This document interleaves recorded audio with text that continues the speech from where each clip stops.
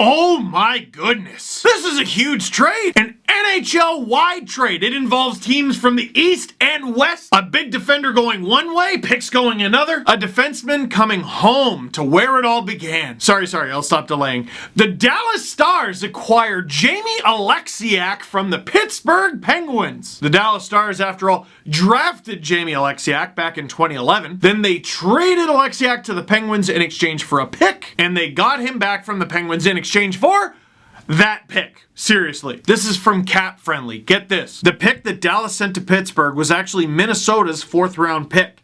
The same pick Pittsburgh sent to Dallas back on December 19th when the Penguins acquired Alexiak.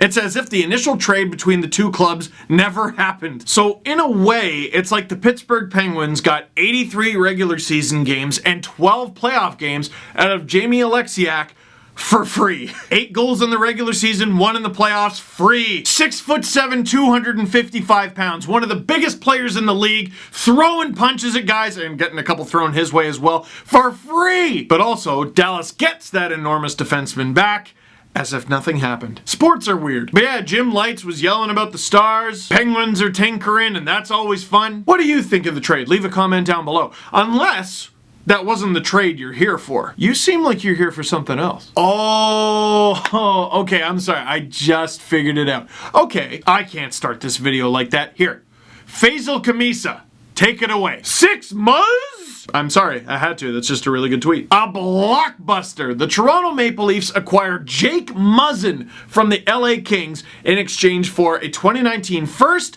Sean Durzi, and Carl Grundstrom. Now, a lot of Leaf fans are happy about getting Muzzin, but some are bummed about giving up on Durzi and Grundstrom. Grundstrom's seen as this potential bottom 6 player in the near future. He's mean, he's got snarl, a little bit of size. Sean Durzi is basically exactly what this team needs down the line, a right-handed defenseman. But consider this, I had a few people tweet this at me. The 2018 second rounder that the Leafs used to draft Sean Durzi, 52nd overall in 2018, actually belonged to the San Jose Sharks. That comes from a trade in which the Leafs received Rafi Torres, who never played a game for them, a 2017 second round pick, and a 2018 second round pick, which ended up being Sean Durzi, in exchange for Nick Spaulding and Roman Polak. Carl Grundstrom was actually a second rounder that the Leafs acquired from Washington. Coming to Toronto was Brooks Laich, Connor Carrick, and the pick that drafted Carl Grundstrom in exchange for a 5th rounder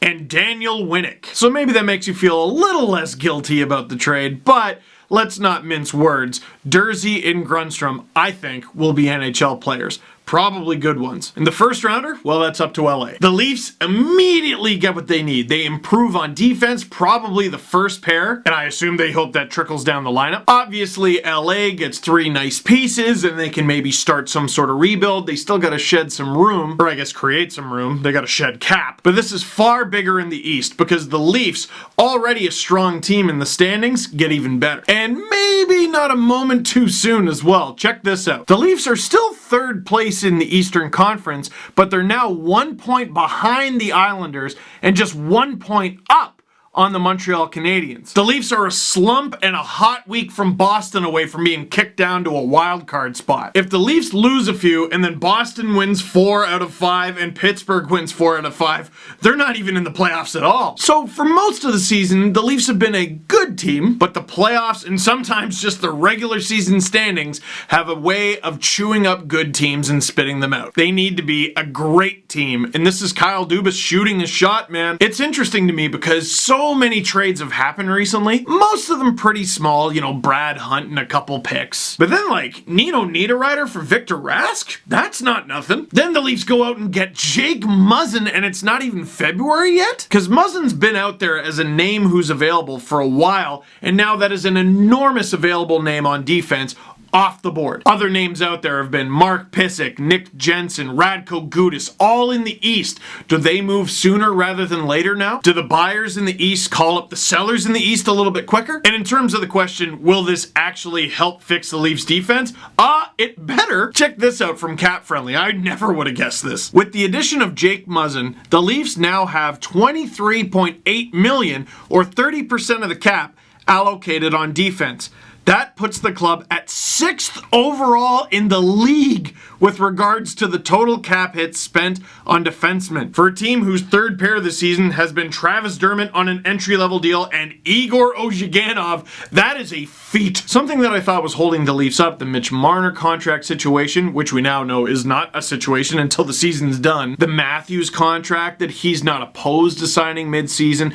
Dubas still has this enormous question mark regarding next season and all the seasons beyond that because he doesn't know what their commitment's going to be and what their cap hit is going to be. Those two enormous players, those pillars of the Leafs. This is him just going, screw it. If the deal makes sense, it makes sense. With Gardner coming off the books, it makes sense unless they can keep him. And if the Leafs do choose to bring Gardner back, keep in mind, after next season, Patrick Marleau will be off the books. Maybe Marleau's off the books and Gardner's gone, and they extend Muzzin. The future still holds a lot of questions for the Leafs, but they're hoping that for the time being, Muzzin is the answer. And what an answer. Even if he's not the right-hander that a lot of fans were hoping for, he's a good NHL player. And on the right side, they were a little short on those. It'll be interesting to see how he copes and manages, because one thing I've noticed is the Leafs defenders constantly in the defensive zone, even at the offensive blue line, they're having to receive the puck on their backhand, and it's costing them that half second they need to make the best play. Also, keep this in mind, Kyle Dubas just traded for a player who, stop me if you've heard this before, played their junior hockey in Sault Ste. Marie, and to just rub a little salt in the wound, in 64 games in Muzzin's final OHL season with the Sioux Greyhounds, he had 67 points. I saw a few people say, hey, will Muzzin be allowed to keep his beard? Yeah, that rule's gone because Lamoriello's not with the Leafs anymore. What I am interested in, however, is Muzzin wore number 6 with the LA Kings, and the irony is no one is allowed to wear the 6 in the 6 because the 6 is retired. You ever say a word so many times in a row it loses its meaning? If you ask me, even though the Kings don't get one of the Leafs' big pieces, especially on D, Timothy Liljegren, Rasmus Sandin, they get a good haul for Muzzin. The Leafs finally address a need they badly needed to address, not just this season, but next season as well, because Muzzin is making $4 million this season and next, less than Riley Gardner and Zaitsev. And if you ask me, I think the party's just getting started. I think this is going to be one of those trade deadlines where there's nothing left on the actual day of because everyone's going to get their shopping done ahead of time. There was already a trade every other day, and now there's this. My friends, buckle up. So let me know what you thought about the big trade with Alexiak going back to Dallas, and also this one in the comment box down below. Also, Sportsnet.ca, full of analysis regarding this trade. You don't have to just watch my face. There's other faces you can watch as well. So that is it for this video. Thank you very much for watching. Click like if you like this video. Click subscribe if you really liked it. Tell all your friends. How do they get Alexiak for free?